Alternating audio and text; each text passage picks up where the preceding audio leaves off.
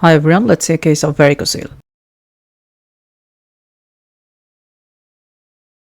23 years old male patient came with the history of left hemiscrotal pain and soiling.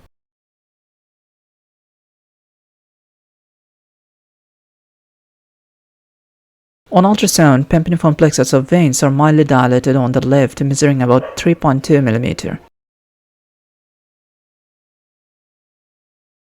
This picture shows Pampiniform plexus of veins on power Doppler.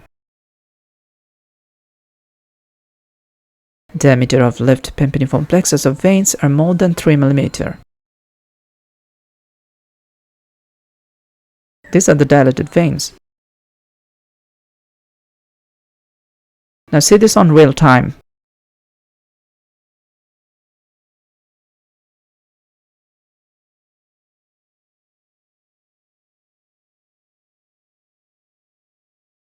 Next time I will try to put spectral Doppler findings and varicocele in a separate video. Thank you for watching.